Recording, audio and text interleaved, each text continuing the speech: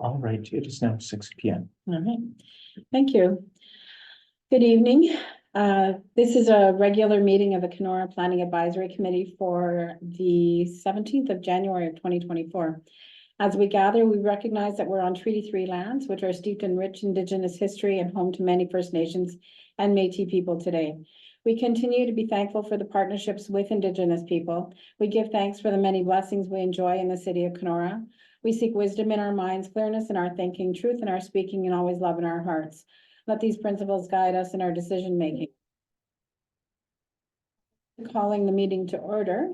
Please ensure that your microphone is on mute, and please be mindful of what's visible in the to the public in your surroundings. Please note this meeting is being recorded, and by continuing to being in the meeting, you're consenting to be recorded. Tap leave meeting to opt out and exit the session.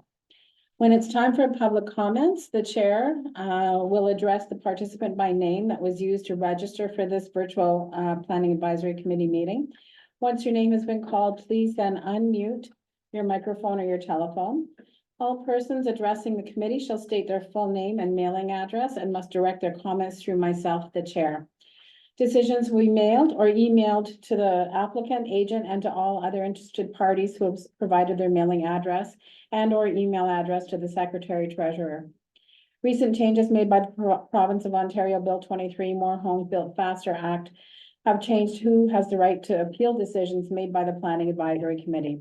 Other than the applicant, only a specified person or a public body as defined in Section 1, subsection 1 of the Planning Act has the ability to appeal the decision to the Ontario Land Tribunal. The notice of appeal for a minor variance application must be filed with the Secretary Treasurer within 20 days of the making of the decision. The notice of appeal for a land division application must be filed with the Secretary Treasurer within 20 days of the mailing of the notice.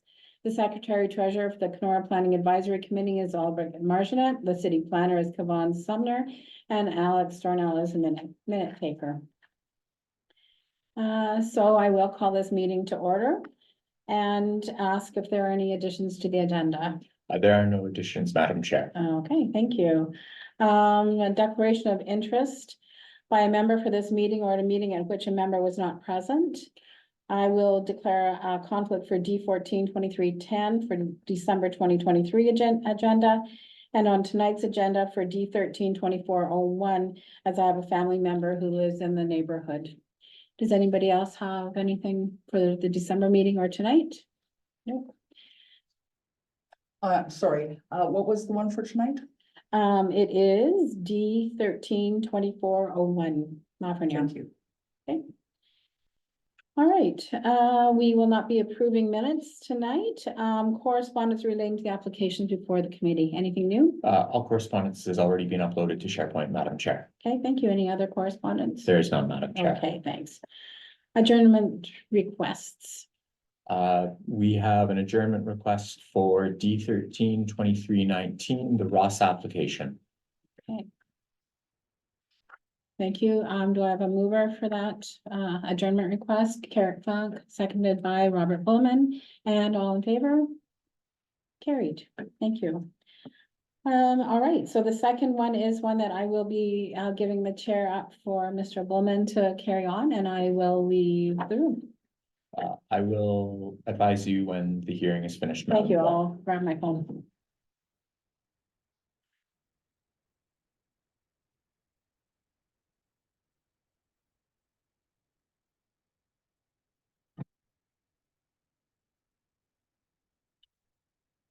All right, this is a consideration of application for minor variance, D13-24-01, Lafreniere Developments, Ltd. Kavan, would you like to make your? Yes, certainly. So this application is for a minor variance to area located to the south of Pine Ridge Drive in the South Park subdivision.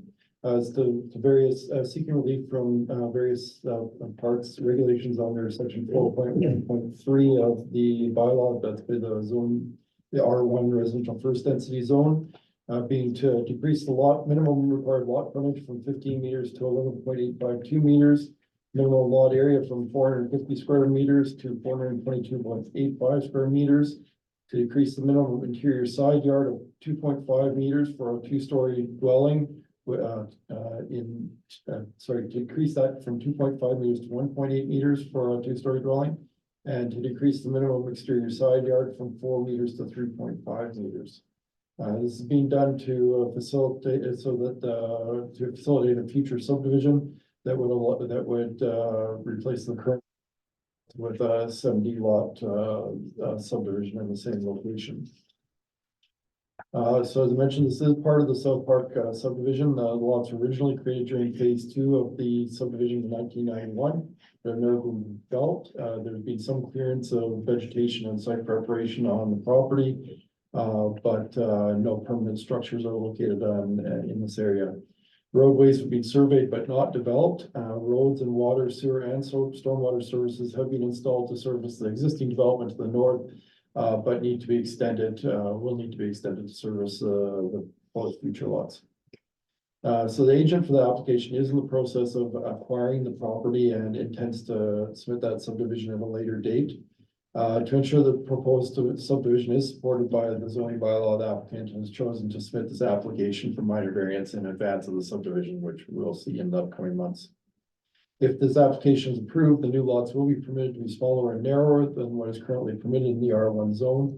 To enable the construction of two-story dwellings in the proposed lots, the minimum side yard requirements are proposed to be relaxed to allow for slightly smaller yards on either side of the two-story dwellings of these properties. Turning to legislative policy and city directives, first of all, under the provincial policy statement, that PPS encourage land use patterns within settlement areas that are based on densities and a mix of land use which efficiently use land and resources. It also supports appropriate development standards which facilitate intensification, redevelopment, and compact form, while avoiding or mitigating risks to public health or safety. We reviewed the application for the compliance of the growth plan for Northern Ontario, and we were satisfied that the proposed minor variance is consistent with policies of the plan. And then under the City of Kenora official plan, so the southern portion of that property, consisting of the majority of the area, is designated as residential development area. And then there's a small portion of the northwestern corner that's designated as established area. And you can see that in figure 5, the boundaries between those two areas where they lay. The residential development area indicates an area that is being established to meet the needs of new residential development in the city. All housing types are permitted. A range of densities of development are encouraged to ensure a variety of housing forms, and new housing is encouraged to provide opportunities for affordable housing. And that the established area, which again affects the northwestern portion of the property, the designation of lands as established area indicates that there will be little change to these areas over the lifetime of the plan. And residential development is encouraged through plans of subdivision and consent as infilling or redevelopment of existing uses on full municipal services. Medium density residential development is supported provided the development is in keeping with the character of the neighborhood. In the property, all the property is currently zoned R1 residential first density, which allows for the development of single detached housing and other compatible uses serviced by municipal sewer and water or with municipal water only. I've already outlined the minimum requirements that are being varied, being the lot width, lot area, and side yard requirements. We sent this application for interdepartmental and agency circulation. Relevant comments we received back were from Ministry of Natural Resources and Forestry, which confirmed that they have no record of presence of natural heritage values. And as such, they're not recommending any additional evaluation at this time. All other departments simply replied, either didn't reply or replied only to express no concerns. We also reviewed this internally and did find no internal concerns. So the circulation was completed in accordance with Section 45 of the Planning Act. And as of the date of the report and since, one letter of opposition has been received and was included in the package to the committee. A letter indicated a preference that the associated subdivision application should have been submitted concurrently, and that the proposed zoning relief should have been achieved through an application for zoning amendment rather than an application for minor variance due to changes to the neighborhood character.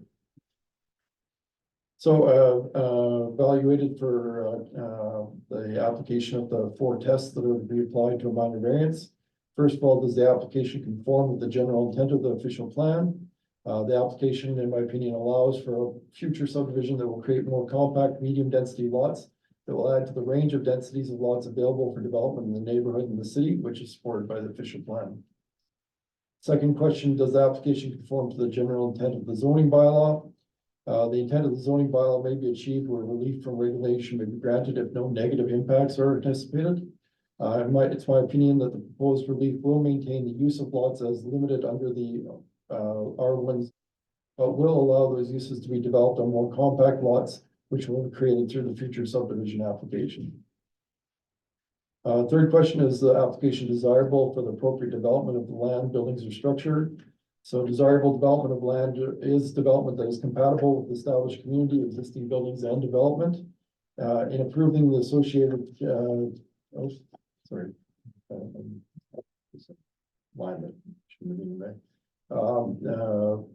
it's my opinion that this is a desirable application for the appropriate development of the land, building, or of the land in question, allowing more compact development of affordable housing.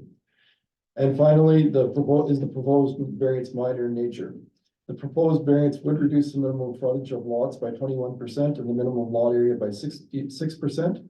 Appropriate exterior side yards would be reduced by 12.5%, and interior side yards for 2-story dwellings will be reduced by 28%, but will still remain greater than the interior side yards required of a single story building. This does affect a significant number of lots, but the individual relief on each lot may be considered to be minor. And to put things in context, the committee may remember the Chianchi minor variance that was approved earlier this year or early last year, which approved much more significant reductions in lot size and side yard requirements for a property here in town. So it's my evaluation that if approved, the requested minor variance will set in place reduced requirements that will allow the proposed future subdivision to proceed with assurances that it conforms to applicable zoning regulations. No concerns were identified regarding the requested variance during the internal review of the application. There are some matters such as ensuring there is sufficient sewer and water capacity that will need to be addressed prior to approval of the future subdivision, but which do not impact consideration of the variance. The letter of objection states a preference the proposed relief be granted via an application for zoning amendment. If the committee is of the opinion that the proposed relief is not minor in nature, then a zoning amendment would be required. The letter also states a preference that the minor variance be considered at the same time as the associated plan of subdivision. Indeed, it is common to see such applications considered concurrently, but a minor variance may be considered an approval in advance as is being requested. So while the proposed relief would allow lots to be created that are smaller than existing lots in the South Park subdivision, there are many historical lots in the city that are smaller than what is being proposed and have been successfully developed. It is not unusual in order to see a variety of lot sizes within a residential development. Lakeside neighborhood is a great example of that, where we saw the Chianchi subdivision, and where historically we've seen that various lot sizes can coexist with no problems. So it's my recommendation that the committee takes into regard all written and oral submissions received from the public, including any comments that may yet be received, and that the application D13-24-01 seek relief from the City of Kenora zoning bylaw 101-2015, sections 4.1.3a, 4.1.3b, 4.1.3d, and 4.1.3e to allow for lots to be created with a minimum frontage requirement of 11.8.52 meters and a minimum lot size of 422.85 square meters. And for these lots to have a minimum interior side yard of 1.8 meters for 2-story dwellings and a minimum exterior side yard of 3.5 meters should be approved. Thank you. All right. Thanks, Kevin. Now, if I could ask the applicant if they have anything to add or object to in the report. No, I'm good. You're good? Yep. They should, I need to confirm the name for the Oh. minute. Sorry. Okay. It's Keith Merkel. And my address is 615-120. Pardon? Your address. Just your name. Thanks, Keith. Oh, just your name? Okay, awesome. Okay, I'm good. Thanks. Thank you.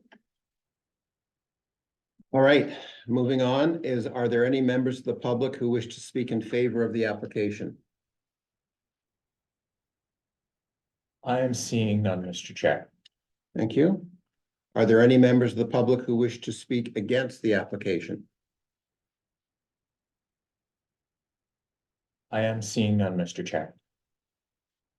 Now, how do we deal with the one letter that we got a correspondence who were against the application? We consider that under the discussions of the committee, Mr. All Chair. right. So let's open this up to discussion amongst the committee.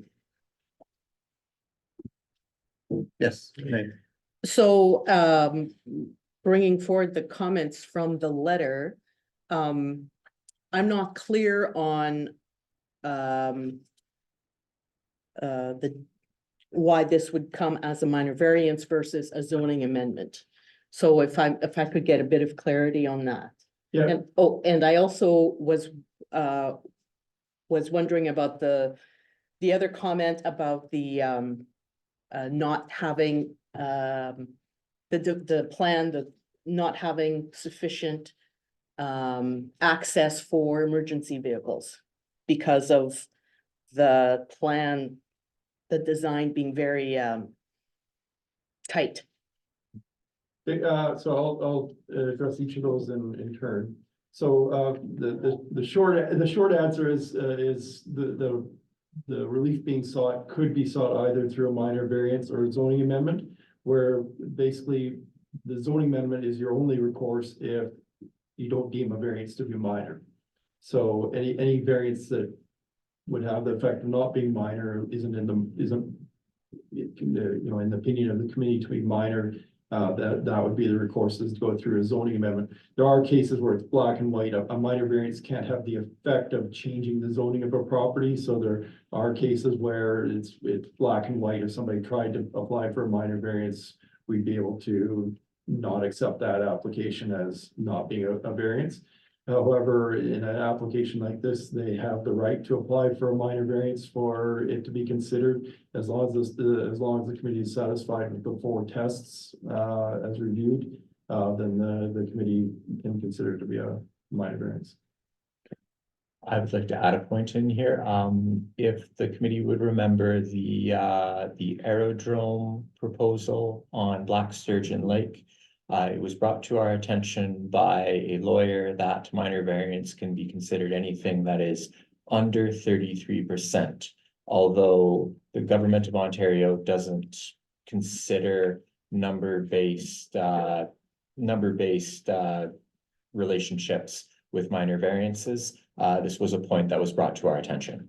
Yeah, so the Ontario Municipal Board has clearly ruled, so it's established law that you can't apply, there's no percentage of relief or amount of relief. There's no hard and fast number as to what is considered minor or not. So that's all we have to go on is the 4 tests. Okay. Now the second part about access for vehicles, I'd say, any concerns regarding access would exist presently and in the future. So it is accurate to point out that the entire South Park subdivision was planned out with 1 point of entry. So it's 1 point of entry, to have another 27 lots with that 1 point of entry. I don't think that the actual number of lots is as relevant to that discussion as just the fact that any number of lots. So and generally in those situations, your concern is with something happening to obstruct that point of entry. So once you get through that point of entry and into the actual South Park neighborhood, you have a couple of you have 2 streets that come down to this development. So it would just, if there were a blockage of that street or an emergency situation, there'd be more people left with or potentially having a difficulty of access. So it sort of changes the scope, but not the fact that, it's a pre-existing situation, if that makes sense. I'm surprised that that wasn't mentioned by city staff. The fact that there's limited access Yeah, to the area. yeah, but, and there might be some more thorough discussion when it comes forward for subdivision. So the variance would allow for a subdivision to be proposed with that includes lots of the dimensions that would be supported. But still, the city will have to consider the creation of all the lots. And right now, there are 43 lots there that have been created. And you mind you, this was 30 some years ago that the city was considering an approval of those, but all the existing lots were created under the same circumstances of having that one the one access to one frontage. It is something that the city is aware of, and we've talked about, and we've looked at options for where we might be able to have linkages in the future to ease that situation. The subdivision is not being discussed at this time. This is a variance to the zone.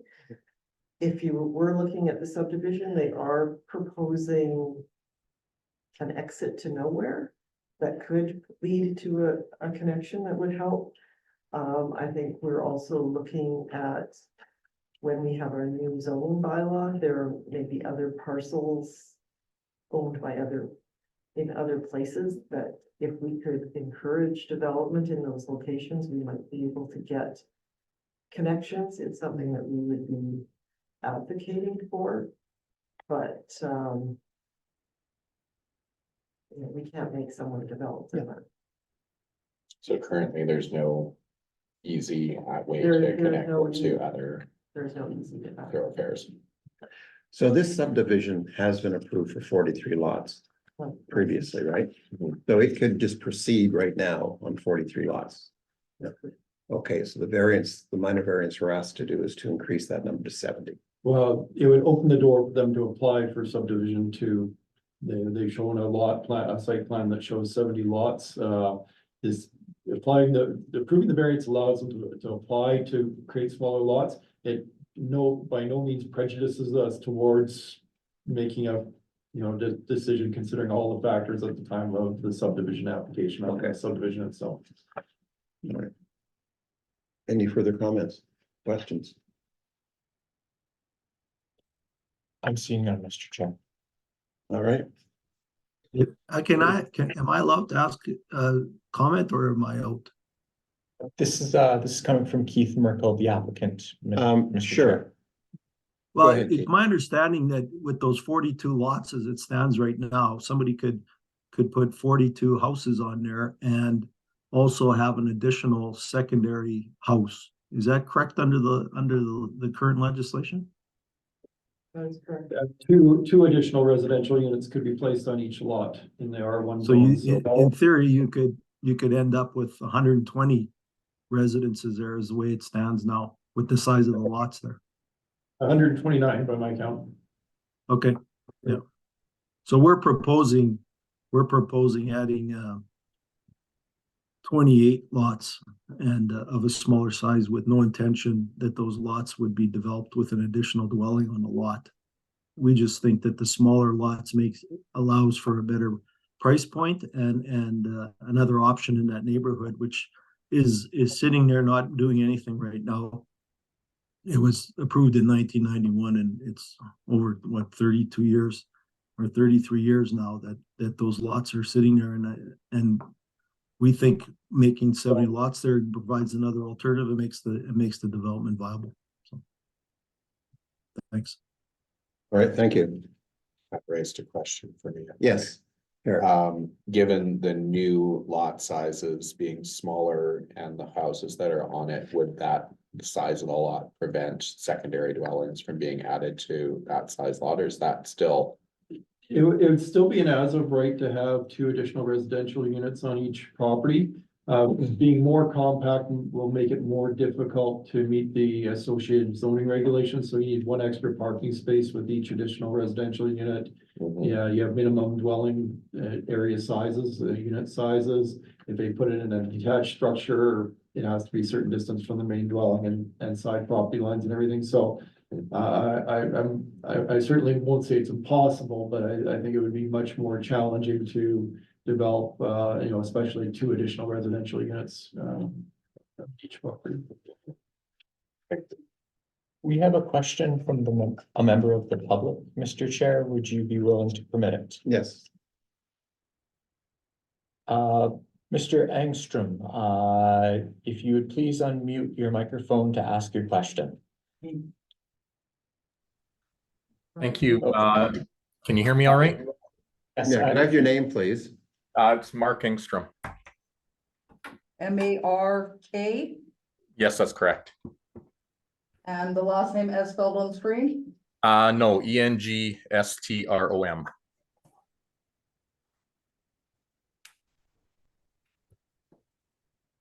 Please proceed and ask your question.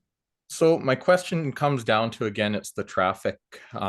If these lots are permitted to expand from the 43 to 70, that's even if there is a single residence on each piece of property, that's basically another almost 50 if you think two vehicles per household. That's an additional 50 give or take cars that are going to be in this neighborhood and traveling up and down the streets. And I've been a member of this neighborhood actually since '92, and that's been one of the sort of things that have attracted people to this neighborhood. It is that quiet neighborhood. So how is this traffic going to be addressed? Like, can there be a second entrance? Because with one entrance to the neighborhood, add another 50 cars on top of the whatever 80 with the addition of the new subdivision, that's going to be quite a bit of traffic. I'm a first responder in the city here, and even as we sit, especially come summertime with the number of vehicles parked on the roadway and stuff, it is hard to get a big emergency vehicle down through the neighborhood sometimes. So again, adding those additional lots, additional cars, it's just going to make things that much harder. So again, the question, I guess, is what would be done to address traffic issues? Janice, Kevin? The applicant might be best Yeah. suited to speak to their vision for the neighborhood. I don't want to make any assumptions about their plans. Mr. Merkel, would you possibly have an answer to Mr. Engstrom's question? Well, there's definitely going to be more traffic because there's more lots and more houses. But at the end of the day, we don't think the incremental traffic in that neighborhood, given it will have a significant impact on any safety concerns. And it's an affordable option for that neighborhood to be fully developed. And so we don't see any concerns with the additional traffic and emergency vehicles or as such. Planning department relies on our engineering department to manage road standards and provide comments and feedback on whether or not the existing road structure has capacity. And we have circulated this application to engineering and not received any notes of concern.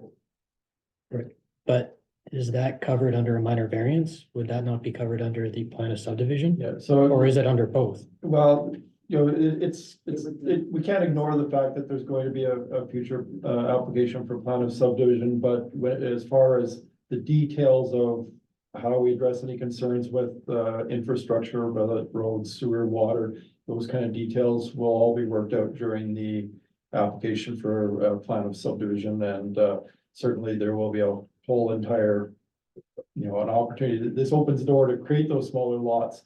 But as far as the details of those smaller lots and any identified concerns of how to mitigate those, can still be worked out through the subdivision, which will be another public process. And anybody that's attending tonight to see what's happening with this minor variance will be able to attend to voice any concerns they might have with the actual layout of those lots and the design and any concerns and how they might be mediated. Am I correct that we would have an opportunity to recommend the rezoning or the subdivision application to council, but council is one that ultimately decides that one at the end, right? Is that correct? Yes. Okay. All right, any further comments? In that case, if I could ask for a motion from the Secretary Treasurer to read the draft decision. The recommendation being that the application D13-24-01 to seek relief from the City of Kenora zoning bylaw 101-2015, section 4.1.3A, 4.1.3B, 4.1.3D, and 4.1.3E to allow for lots to be created with a minimum frontage requirement of 11.852 meters and a minimum lot size of 422.85 meters squared, and for those lots to have a minimum interior side yard of 1.8 meters for 2-story dwellings and a minimum exterior side yard of 3.5 meters should be approved. All right, could I have somebody move that, please? Even though you read it, I didn't ask for a mover. Eric, do I have a seconder?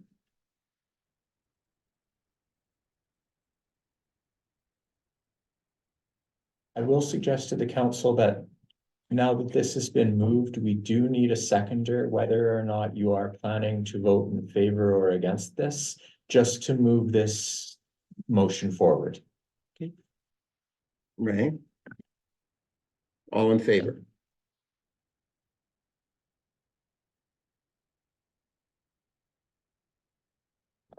We appear to have 2 in favor.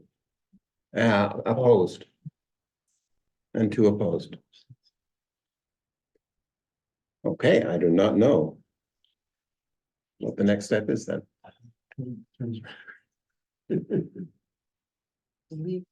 Makes the design. What you have to check specifically for this committee. Give me one moment to check the terms of reference in the case of tied vote, Mr. Chair.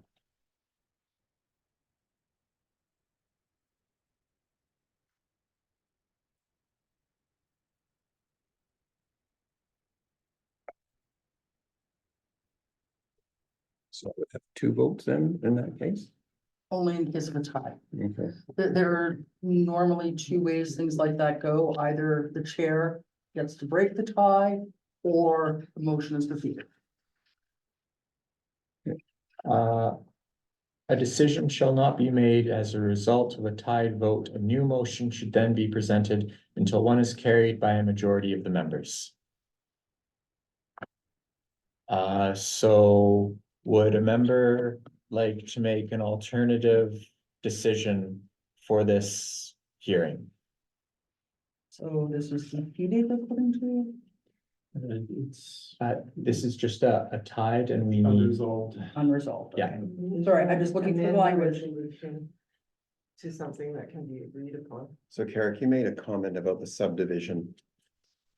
Back a little bit. I'm just wondering if we did tie in. I mean, I'm not sure what people's issues are with this, if it's traffic, if it's. No, I don't feel that it's minor in nature. I love the idea of what is being proposed, but I personally do not feel, in my opinion, that it's minor in nature. Okay. So other than that, I'm okay across the board. But yeah. And my chief concern is the issue raised in the letter of concern about access and emergency vehicles and I mean, the point that the member of the public also raised about increased traffic. That's my biggest concern with the plan, with the proposal. And Kevin, what is the mechanism, the next step for this? To ensure that the concerns that are expressed in the letter and Renee has Well, said that, If this were passed, then the next step would be the applicants applying for a plan of subdivision approval. So that's them formally, we saw a site plan submitted with the application, which will likely be the site plan. We expect it to be submitted with the application of first plan for plan of subdivision. And it goes through its own entire review process and comes back to the committee again to hold an open house and make a recommendation. It goes to council to have a statutory public meeting and make their final decision.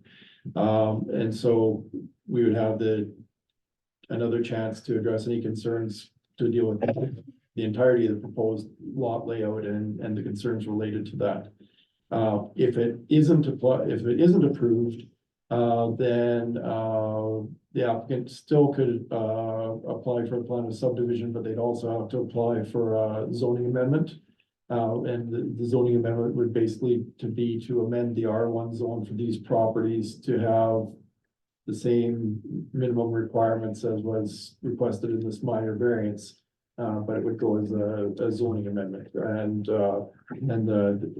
those could go forward concurrently, or the applicant could choose to have one resolved first prior to the other. But both would have to be approved for the plan of subdivision to receive final approval. Is that what the information you're looking for? I think so.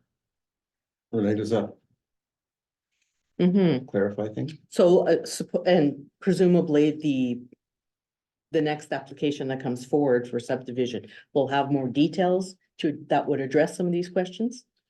Certainly, we would encourage, especially when it comes to the planning rationale that's submitted to accompany the planning of subdivision, we certainly do encourage applicants to address, a broad range of issues in as much depth as they're comfortable doing so, and certainly, everything's on the table as far as the discussion.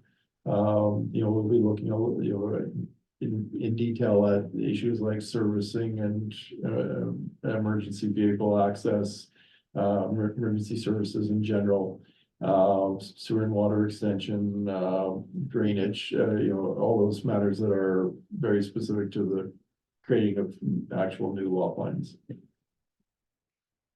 So if at that point it was deemed that there was not enough access to allow for emergency vehicles and everything else, then that subdivision could be, with the 70 lots, could be turned down. It could be, yes. Okay. Okay. So our primary purpose is to look at this as a minor variance. Chris has said, no, we don't deem it as a minor variance. Just that one. Just that stipulation. one point. Yep, for that one of the 4 tests, yes. We're not talking about the whole subdivision, we're just talking the size of lots that they're thinking of doing. Correct. So Renee, based on that explanation, would you change your vote? Yeah, I think I would be comfortable. Okay. Because there is an opportunity to. Yeah. To see this application come forward again, and hopefully with further detail that addresses some of those concerns. And that's, if I can just speak to why I voted in favor is for the sake of that. I know that there is that next layer of control that comes in when we're coming down to zoning, the subdivision application.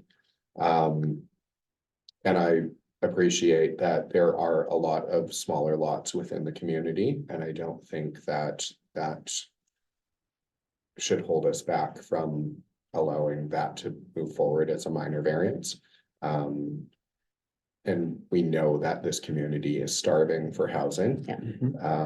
And I feel that there are other neighborhoods that have lots of population and have traffic flow moving, and I don't think that it's going to put a huge inconvenience on the neighborhood that's worth shutting down the whole application for. My 2 cents. All right, any further discussion on that? Do we need to we need the We motion? need to remove this motion, Mr. Chair. We need to what? Remove this Remove. motion. Okay, Like, not remove and take away, but like, Remove. move the motion again. I will so Oh. move. Do we have a seconder? I will second. All in favor? Do I raise my vote? hand? You vote, Yeah, you you are use the vote, voting. yeah. I am Yeah, opposed. Okay, so it is approved 3-1. So if I could ask the secretary treasurer to provide verbal notice and conditions of the decision to the applicant. Absolutely. Thank you, Mr. Merkel, for being with us here this evening and making your presentation. You have received approval, but this is subject to a 20-day appeal period, which means that while you can apply for a building permit, no permit can be issued until such time as this period is terminated. This will take us until February 6th, 2023. If you have any questions about this, please feel free to speak with the planning department. Sorry, 2024. No, no Uh, mistakes on your own state. Notice of this decision will be sent to you via email. Okay, thank you very much. Thank you. thank you. I'm just going to advise the chair that we've now finished this hearing. All right. Thank you.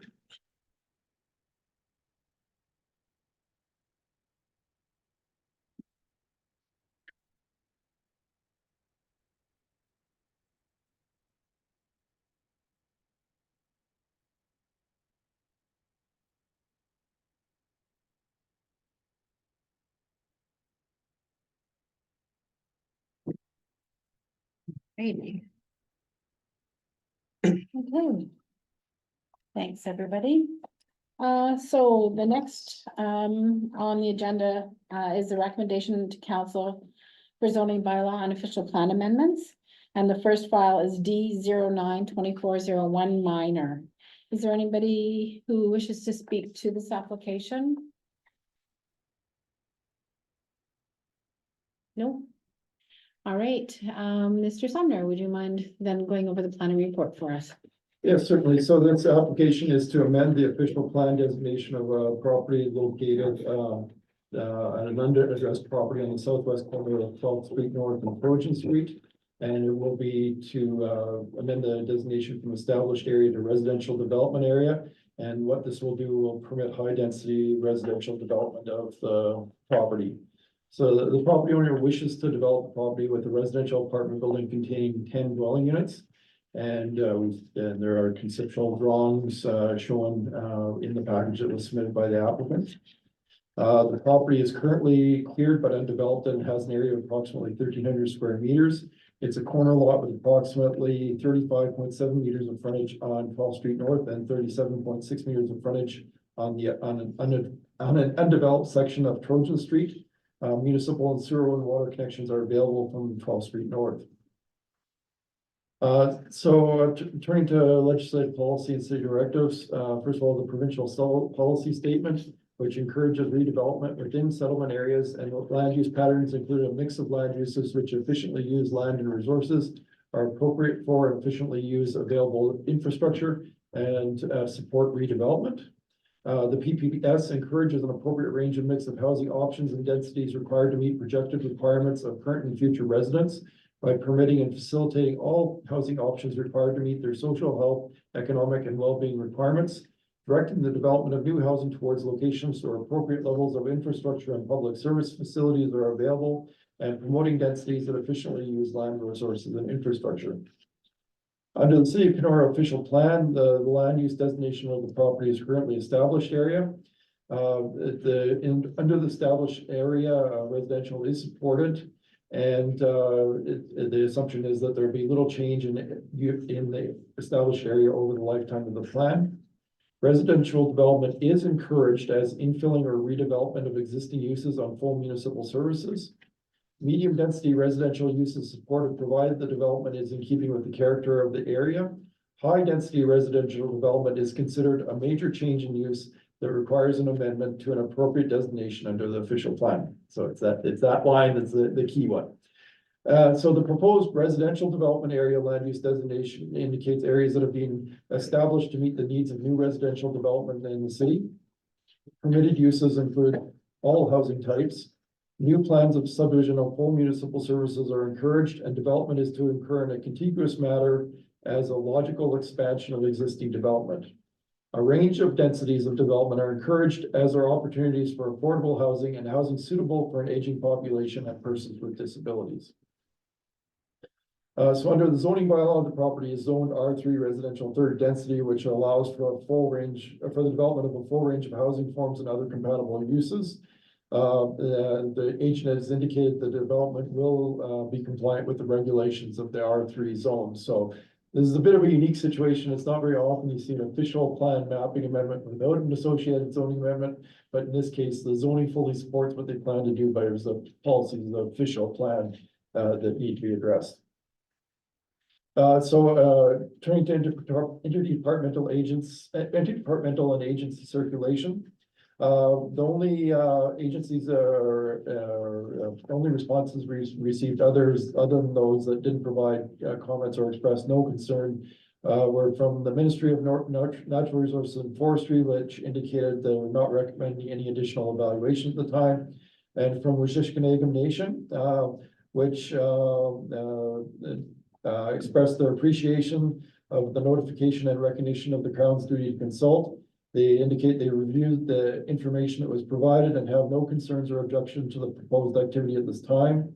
They've asked us to advise if there are any changes to the proposal, and they note that for future applications, consultation with their nation prior to the formation and release of an application would allow them to work in collaboration and improve and harmonize those processes. They expressed that they remain committed to finding ways to renew their relationship with the city of Kenora and are willing to have an open conversation on protocol for consultation on applications. The application was also reviewed internally by various departments. The only municipal concerns identified was in regards to the local availability of on-street parking, as the streets in that neighborhood are narrow and already challenging for snow removal. Particularly in the winter, the addition of a new department dwelling may exacerbate the existing conditions. Public comments. We did give notice in accordance with section 17 of the Planning Act. As of the date of the report, no public comments have been received in regards to the proposed amendment. I know we did receive a few inquiries about this meeting tonight, so there may be individuals that didn't submit formal comments that may be intending to speak tonight, though. So finally, my evaluation, my opinion is that the provincial policy statement, the growth plan for Northern Ontario, and the city of Kenora official plan are supportive of the proposed amendment. The existing R3 zone supports a full range of housing types, including the proposed apartment building. This amendment to the official plan designation is required due to density restrictions of the established area designation, which limits the residential development to medium density, which is up to 40 units per net hectare. The residential area designation has no density limits. Developing 10 dwelling units on a property of this size is equivalent to a density of 76.9 units per net hectare, or nearly double what can be considered medium density under the established area. The property owners will need to make some minor changes to the proposed design to achieve full compliance with the zoning requirements, and this will need to be done prior to making application for a building permit. Site plan control approval is not required for developments containing 10 or fewer residential units, so it will not be subject to approval under that process. So all that considered, it's my recommendation that the Planning Advisory Committee reviews the application for amendment to the official plan in consideration of its merits, evaluated against the policies of the official plan and provincial policy statement, and provide a recommendation to council based on these matters, with consideration for any additional comments that may be received prior to or during the public open house. And further, that the Planning Advisory Committee recommend to council that the application for official plan amendment, file number DO-24-01, to change the official plan designation from established area to residential development area, be approved. Thank you. Thank you. Any committee members have any questions or comments? I have a question about the parking control. So go ahead, when you're finished. Okay. I understand with this type of development that there's no site plan control. Does that mean that we don't have any say over how many parking spots they place on the property for the units? Well, site plan control is an internal process, so that doesn't come to the committee anyways, but it does certainly. I meant the city, I guess, not we. It doesn't relieve the applicants from meeting the parking requirements on site, so the only way to seek relief from minimum parking requirements on site is to apply for a variance to those parking requirements. As I mentioned, the applicant, the architect is continuing to work on the proposal, so he provided a conceptual image. I know that they're still working out the details of the actual final design, but they would need to meet minimum parking requirements. Thank you. Thank you. Anybody else? Madam Chair, we do need to ask if there are members of the public who wish to ask questions. Yes, I will Or- do that. Thank you. Yes, thank you. All right, yes. So I also had a question, a couple of questions. So my concern again with the parking, the planning rationale provided by the applicant it basically indicated that there was plenty of street parking available, which contradicts what's in the report here. So I guess that's more of a comment than a question. My other question was with, you indicated in the report that there were some minor changes to the proposed design that were needed. Can you elaborate on that? What kind of like design changes are we talking? Well, as is often the case when applications come for official planners, zoning amendment, or not so much variances, but even consents and subdivisions, often we'll see a conceptual plan that reflects the current design where it's at in the design process. There's frequently changes to a design between getting the approvals and applying for the final building permit for various reasons, and all well-intentioned. So I think, for example, in this, there's some setback requirements that needed to be tweaked that will affect the layout. So I just point that out just to be clear in the fact that, you see something conceptual, that doesn't mean that what gets built there will be exactly what was shown. I suspect it'll likely be fairly similar. But even details like where the access comes off of, it comes off the existing 12th Street North, which is a developed road, or the Trojan Avenue on the east, which is an undeveloped road, in which case the road would have to be upgraded to, upgraded and extended. This property could be sold and a different developer come forward with a completely different concept. What we're asking for here is to bring the official plan to be consistent with the zoning. So we shouldn't be getting too hung up on what could be built there, other than with the R3 development. So that zoning is already in place. It is an unusual situation where the zoning does not comply with the official plan. So we're just looking at harmonizing those two documents. So without this approval, the most units could be built, there would be a 5-unit structure. It'd still be an R3 structure potentially, but it'd be capped at that density that works out to 5 units. What this allows them to do is to go with a greater density than 5 units. So they've shown us like a building plan that indicates 10 units. If things got tight on the site, they could end up being 8 or 9 units. If they get really creative, maybe it's more units, always with the restrictions of R3 zoning. So they're always gonna have to supply parking that's Complies with the zoning bylaw. that Right. reflects the more units, the more parking required on site, and which is one of the most frequent limiting factors on high density development, is just finding places for all. The cars are bigger than people, and it's harder to find space for them than the people sometimes. So hopefully then we won't have to see the applicant back for anything, Yeah. just like any other development, right? That's important context to Mhm. provide. So thanks, Janice. So is there anybody from the public who wishes to speak in favor of this application? This is an open house, Madam Chairman, so they were asking for comments and questions. Okay. And is there anybody from the public who wishes to say anything then about this application? No? I'm seeing no one, Madam Chair. Thank you. Excuse All me, right. Oh, yes, sorry. it's Oh, Jamie. Jamie? Jamie Minor, 200 Woodfield Drive in Kenora. I'm the Okay, owner of Jamie. the property. If anyone had any questions for me, I'm willing to try and respond. Okay, anybody? No? I think it's pretty straightforward, Jamie, thank you. Thanks a lot for your time, guys. Okay, all right, so may I have a mover, please, for, or did you want to read that, the motion? Yes, give me just one moment. Thank you. please. Excuse me.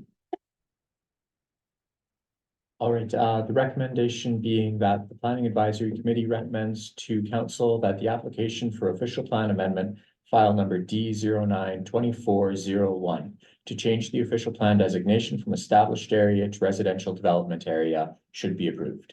All right, may I have a mover, please? Chris, and a seconder, please. Robert, and all in favor, please? All right, and that's carried. Thank you. All right, so, Albert, did you want to explain to Mr. Minor what happens next? then? Yes, thank you, Mr. Minor, for being with us here this evening. The Planning Advisory Committee has made recommendation for approval to the Council of the Corporation of the City of Kenora. There will be a statutory public hearing for this application on February 13th at 12 p.m. noon, and council will make a final decision on February 20th. This will bring the final approval of this application to March 11th, 2024. You can apply for building permits, but no building permits can be provided until final approval has been granted. If you have any questions, please feel free to contact me at planning@kenora.ca. Thank you. All right. So the next application for recommendation to council is D142402, Godbout. I see Ms. Wheatley is with us. Does that mean you have something to present? I'll just do a brief review of our proposal if that's okay. Mr. Sumner's report covers all the legislative and policy requirements. So essentially, the purpose of this application is to rezone the subject property from institutional to general commercial. And as Mr. Sumner mentions in his report, this property is home to 5 commercial businesses, and those are the Core Health and Fitness, Tech Tavern, Moon and June Studio, and then Lakeside Yoga. And then there's an additional business, a personal service business that is being proposed. So the property was previously the home of the Lutheran Church of Kenora, which was perfect for the institutional use. However, in 2012, the property was purchased by the current owner and then converted into the 5 separate commercial leasable units. And at some point in time, some of these uses of the units began to be outside of the scope of the current institutional zone and more suited for the general commercial zone, which is why we're bringing this application today. All right, thank you. Mr. Sumner. Yeah, so as you've heard, this application is for the rezoning of 416 Avenue South from institutional to general commercial zone. The applicant, as you've heard, wants to change the zoning to legalize current non-conforming commercial uses and propose future uses. There's currently 5 leasable spaces. Which are limited by the institutional zoning. The general commercial zone will permit these 5 leasable spaces to allow for a proposed personal services business, an existing service and repair shop, existing recreational facilities, and existing studio use. The institutional zone only permits the recreational facility and studio uses. So the property has an area of approximately 5,200 square meters, or about half a hectare. It is located south of Lawrence Creek and King George VI Public School and abuts the Long Creek Construction Sports Center to the west and has access off of 6th Avenue South and 4th Street South. The property is clear of trees and largely flat, but slopes downward to the west. In regards to legislative policy and city directives, first of all, the provincial policy statement encourages intensification within settlement areas and land use patterns provide for healthy, livable, and safe communities. It promotes efficient development and land use patterns which sustain the financial well-being of the province and municipalities over the long term, and supports accommodating an appropriate and affordable market rate-based range and mix of employment, including industrial and commercial, institutional, including places of worship, cemeteries, and long-term care homes, recreation, and other uses to meet long-term needs. The PPS states that the vitality and regeneration of settlement areas is critical to the long-term economic prosperity of communities. Development pressures and land use change will vary across Ontario. It is in the interest of all communities to use land and resources wisely, to promote efficient development patterns, protect resources, promote green spaces, ensure effective use of infrastructure and public service facilities, and minimize unnecessary public expenditures. We did review the proposal for compliance with the growth plan for Northern Ontario, and we're satisfied the proposed zoning amendment is consistent with the policies of that plan. Under the City of Kenora official plan, this property is designated as established area. The established area is to include a range of residential, commercial, existing industrial, and institutional uses, and anticipates there are little change in these areas over the lifetime of the plan. Permitted uses include residential, commercial, industrial, and institutional uses, and all those uses are to be permitted in the established area. Minor changes to land use that are compatible with existing land uses do not result in significant increases to traffic, dust, odor, or noise, and are similar in scale to the surrounding built form, and that improve the quality of life for area residents may be permitted through the amendment of the zoning bylaw as we're. Objective of planning in the Harbour Town Center is to reinforce the Harbour Town Center. So the Harbour Town Center, the Recreation Center, and properties to the west are designated as Harbour Town Center. And those are to be vibrant and rigorous commercial areas supporting a full, balanced, and diversified commercial land use mix. Under the City of Kenora zoning bylaw, the property, as referred to, are currently zoned institutional, which allows for the development of public and privately owned facilities of an institutional or community service nature. The proposed personal service business and the existing service and repair shop are not permitted uses in the institutional zone. The proposed GC or general commercial zone will allow for a wide range of uses and services to meet the needs of residences, businesses, and tourists. All of the existing and proposed businesses expected to operate from this property would be permitted uses in the GC zone. So in regards to new departmental and agency circulation, other than comments, the majority of agencies expressed either no comment or no concern. Ministry of Natural Resources did confirm that they recommend no additional evaluation at this time. And Wajishkanagam Nation expressed their appreciation and for the notification and recognition of the child's duty to consult. They indicate they've reviewed the information provided and have no concerns or objections to the proposed activity. They've asked us to advise if there are any changes to the proposal for future applications. Consultation with their nation prior to the formation and release of an application would allow them to work in collaboration to approve and harmonize these processes.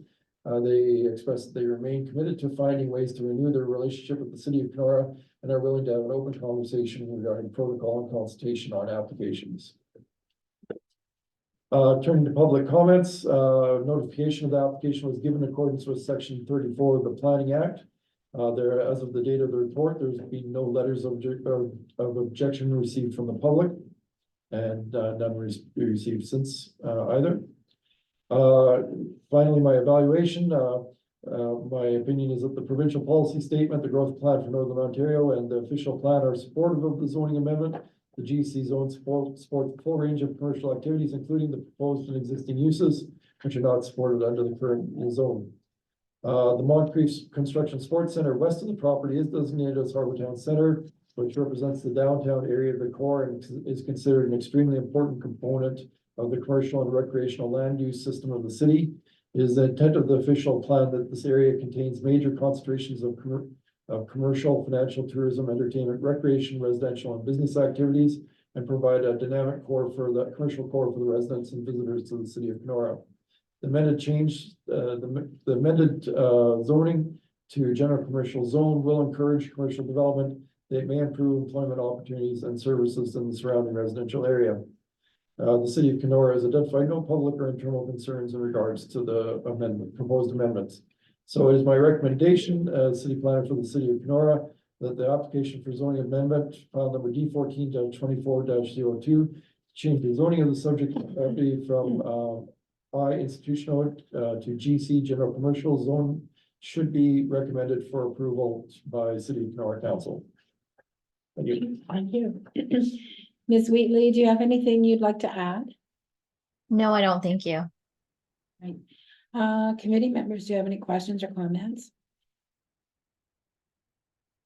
I just have one question and I asked this of, excuse me, Mr. Sumner earlier this week, but he suggested that I ask the agent.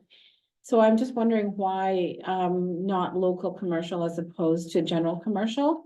My concern there is really how many uses there are in the general commercial, which might not fit with the residential character of the rest of the neighborhood. I believe when we were looking through all the permitted uses, the general commercial zone seemed more suitable. Kevin, do you have the zoning bylaw on hand? Yes, I do, and I'm just opening into that section. I can't recall if maybe the local commercial zone didn't encompass everything we were looking for.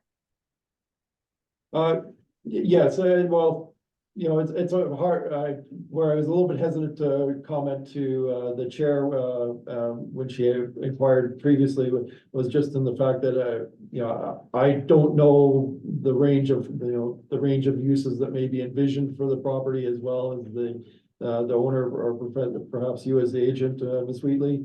The general commercial zone does allow for a greater variety of uses than the local commercial. Local commercial is generally, you know, small, you know, at least in the city of Kenora is generally small lots within sort of established neighborhoods. And certainly this is within an established neighborhood, but it is a larger building on a larger lot that probably lends itself to a greater variety of potential uses than some of the smaller local commercial lots. You know, I don't think there's any right answer as to whether local commercial or general commercial is the most appropriate, other than the range of potential uses that might be supported in the future. Right. Okay, I just after reading the planning report and it looked like it checked all the boxes for local commercial. And so that was my only concern is that, you know, what in the future could go there if it is zoned general commercial. Considering also the roads, the streets in that area, the school being there as well. Right. So that's my only comment. Anybody else? I have appreciate that. anything? I think the intent is just to keep it as broad as we can for commercial use, but it's still general commercial, still a step down from institutional in terms of the magnitude of commercial businesses that could operate there. Okay. Does anybody from the public have anything they want to comment or ask questions about? No? And I don't think anybody else here does. No? You're good. I do have a question, just Oh, based sorry. on your comment there about the local commercial versus general commercial. Somebody decided they wanted to open a nightclub there. They bought the whole building. Put in a nightclub. Could that be zoned under general commercial, or would that be not a permitted use under local? Because you're right, like there are a lot of homes that surround that. There's a school in proximity to it.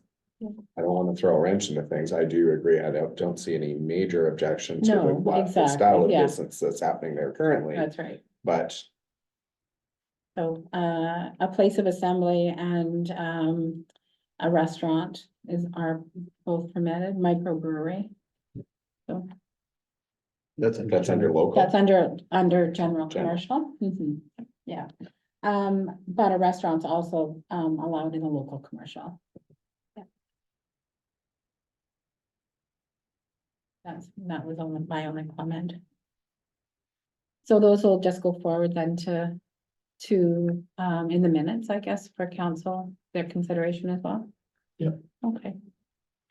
Anybody else have anything? No? All right. Anything else from the public? Or Ms. Whately, do you have anything else to say? Oh, all No, right, thank thanks. you. Okay, may I have a mover, please, for this? Oh, May, would you mind reading that resolution? Absolutely, Madam Chair. Thanks. Motion being to change the zoning of the subject property identified in the planning report from institutional zone to GC general commercial zone should be recommended for approval by the City of Kenora Council. Okay, may I have a mover for that, please, Renee, and a seconder, please? Chris, all right, all in favor, please? Thank you. That's carried. Alex, did you have a question? Nope, I was just making a quick count to make sure I got Okay. it, but there was All five. right, all right, well, thank you, everybody. All right, just need to do my wrap up, Yes, you Madam Chair. do, sorry. Thank you, Ms. Wheatley, for being with us here this evening and answering questions and making comments. Our Planning Advisory Committee has made recommendation for approval to the Council of the Corporation of the City of Kenora. There will be a statutory public hearing for this application on February 13th at 12 p.m. noon, and Council will make a final decision on February 20th. This will bring the final approval of this application to March 11th, 2024. If you have any questions, please contact us at the Planning Department at planning@kenora.ca. Thank you. Thank you. All right, so we have no old business, new business. The planning information scheduling. So I asked that this be put there on the agenda because, over the holidays, and I think a couple of other times, there've been notices that go out, and it's however the communications are done through the city of public meetings that, involve us in some way. And we don't have the information, available yet on SharePoint. So that if somebody says what's going on, you kind of have to go, I don't know, like, I don't know. And so I just was hoping that in the future, when the notices go out to the public, that we also have some sort of information on SharePoint as well. Yeah, and then that was, that should have been uploaded, and that was a failure, I think. Apologies, and so I apologize for that. Okay, That was my mistake, Madam Chair, with the holidays just throwing a wrench. I into wasn't our trying abilities. to, yeah, I just was asking that, I didn't want to blame anybody or anything. I just wanted to say, could we just make sure that that happens? I will accept the blame on this one. This was my fault. All right, well, thank you. All right, so then we also have, the amendment to our terms of reference. And I think probably from the email stream, probably everybody sorted out why we're doing this. So I guess in December, there was something that happened and Janice had to take the chair. And I was saying that I completely, from the other side, completely understand that that would cause, like, I don't know what to do. I'm just going to jump in and do this. So thank you for doing that, because I know as a staff member it would be kind of a cause for some anxiousness. And then this month, when I needed to step away and we needed to have somebody else. So you and I talked and we decided, you actually suggested that we amend the terms of reference, and that way everybody in the future knows what the rules are of the game. And there won't be any discomfort, hopefully, with how we go about that. So the clerk said to you that. The clerk's advice under the circumstances facing us this month was that I seek a volunteer. If no volunteer could be found, we would discuss it at the meeting, and that potentially I may have to appoint a chair to fill the role. So does that sound fair to everybody? I mean, it doesn't happen. It did sort of happen twice in 2 months, but honestly, in the 16 years I sat in this, that's never happened. So I don't know. I question, I guess, the appropriateness of a city member or a city staff sort of appointing a chair. That I think it should be done within the committee Okay. itself. So the committee should appoint. Yeah. Somebody to, yeah. rather than, you know, the secretary treasurer saying, can you do this? Okay, It should be voluntary, in my opinion. But so do you see that happening right at the meeting then, the? if it where can't it's be resolved before, necessary? yeah. Yeah, okay. Yeah. So I guess what happened too this week was, it was like there was silence when, because you called twice, say, for. Yeah. People, so there was then again, it's like, okay, what are we gonna do? So that seemed to be like the most appropriate thing to do. So maybe we'll just make sure, if we can, we just check our emails a couple times in the week before. Hopefully it won't happen again. And, is staff comfortable with that solution then, to just? I think we should leave it the way it is. Tonight had, one step forward ahead of time, as long as PAC understands that this committee cannot, if we have quorum, we have to move forward and proceed with the hearing as advertised, and we can't, the committee can't delay the process. Right.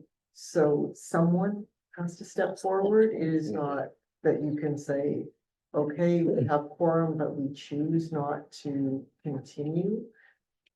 That would be inappropriate.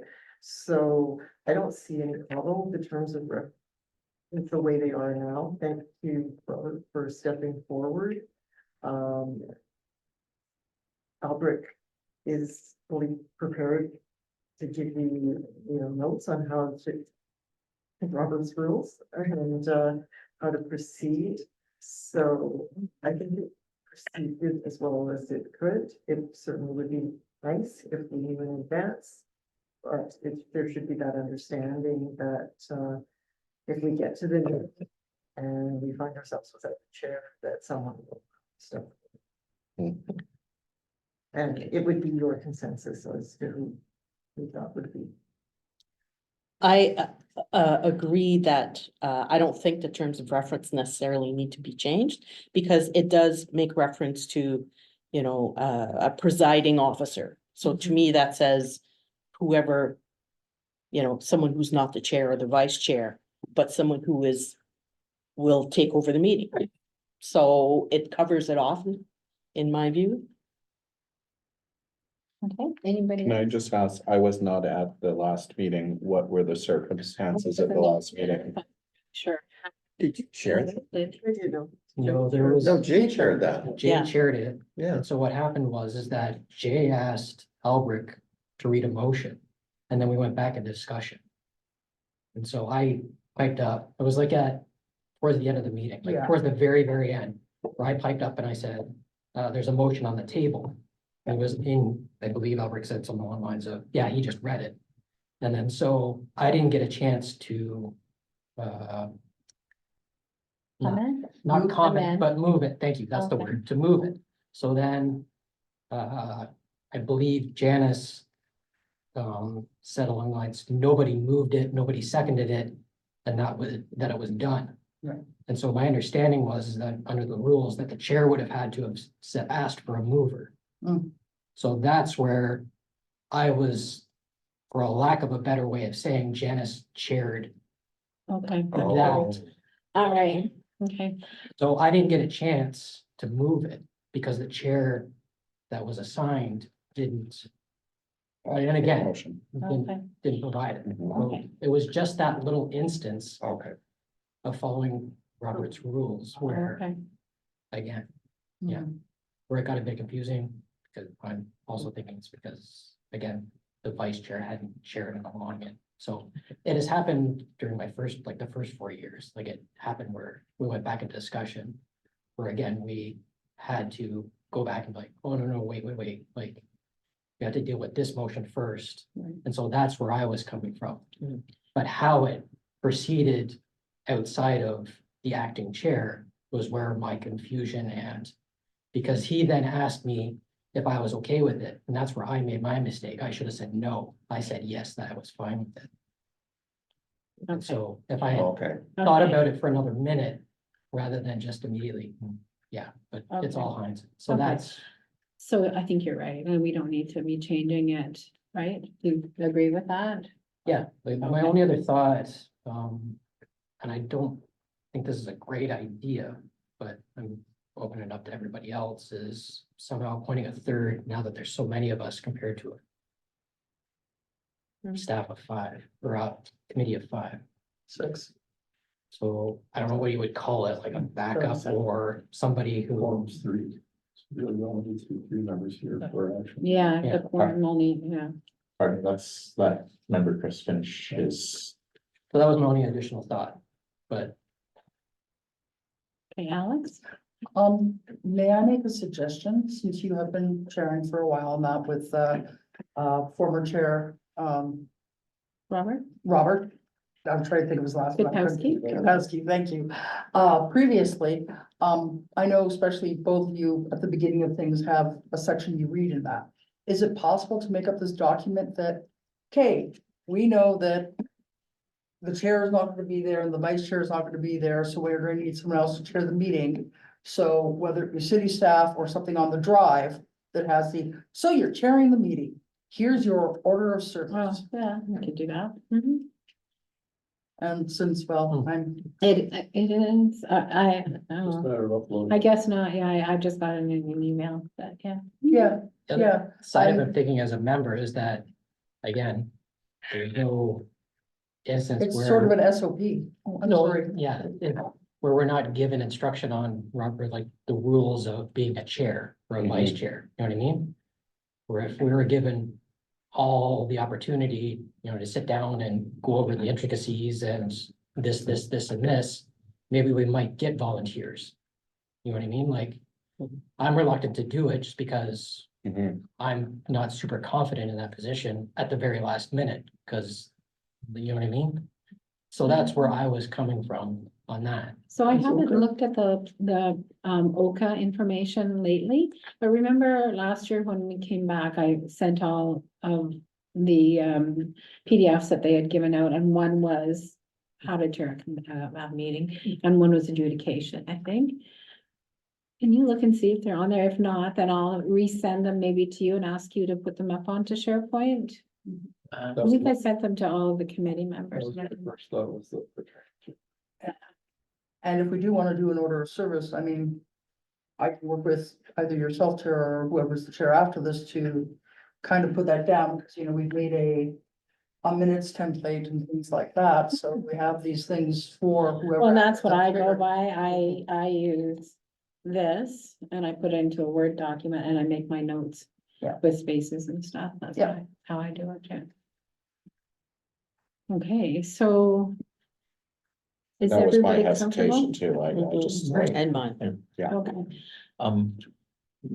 With no disrespect at all to the chair, the chair technically doesn't have any power. It's just a matter of managing the meeting. that's Mhm. right. Right. but Right, still a absolutely, public I understand meeting that, but- representing the city. Yeah. You still want to do a good job at it. Yeah, I Yeah. didn't want to fumble my way through it. I know the general principles of it, but there's enough intricacies that I'm not quite fluent with that I would be. Okay, Albrecht, can you help me out with this one? What I say? Absolutely. And that's what- And I usually And have that's to, right. but That's right. I was hoping there would be somebody else that felt more comfortable to do so. Right. And Yeah. Thank you, And Robert, that's, for. yeah, Well, I mean, I could be the fill-in, the chair and the co-chair or vice chair. I don't have a problem with that. I just didn't bring my emails last. I think it's not a bad idea to have a template on Yeah. SharePoint that's, Order of service, for lack of a better term. yeah, like Yeah. if you were a teacher who was absent, you leave a clock. Yeah. So- True. Yeah, So that's it's right. just something to help people. yeah, that's right. manage. I'm not seeing anything on Okay. SharePoint, Madam Chair. We'll If you could- resend those then. Thank you. And We'll make a specialized file in SharePoint specifically for it. okay, Chairing meetings, which should also include things like the, at the beginning, the, when you call the meeting to Preamble. order, there's the the whole. preamble, yeah. Yes. Yeah. I don't have a copy of it. Which I wondered, actually, do we have to talk about Bill 23 still? Can we just say? Yeah, it's It's, know the rules. yeah, yeah, over the past, it being brand new and I think it's fine for everybody. Yeah. Should I just send one to you guys and you can have a look at it and say yay or nay or do whatever? Okay. Alrighty. Okay. So we're fine with that? Yeah, okay. The best thing then is to do nothing. All right, so now it's voting time, right? Beginning first meeting of every year. Yes, Yeah. we have had only one nomination for chair. It is for yourself, Madam Chair. We have two nominations for vice chair. The first is for Jay Wetter, the second is for you, Robert Bowman. Jay Wetter has indicated by email that he is open to accept the nomination. Are you open to accept your nomination? I'm open to Jay Wetter's nomination, sure. You'll take the third seat. I'll take the third seat. I'm Uh-huh. happy in the third seat. So that is a no? No, that is a no then. Okay, Sorry. in that Is case, there anybody else though who wants? No. no, no other, Okay. no other individuals identified wishing to nominate themselves or anyone else for chair or vice chair of the committee this year. It's still formally called for. Yeah. Call, For a vote. no call for. From the floor. Yeah. That you actually, there's no chair. Right, yes. You're the, yeah. Pardon me. So would anyone from the floor like to call for any additional members to be chair? I'm seeing none. Would a member of the floor like to call for any additional members to be nominated as vice chair? I'm seeing none. We'll take a vote. Close Oh, nominations. I close the nominations. Pardon me, this is new for me now.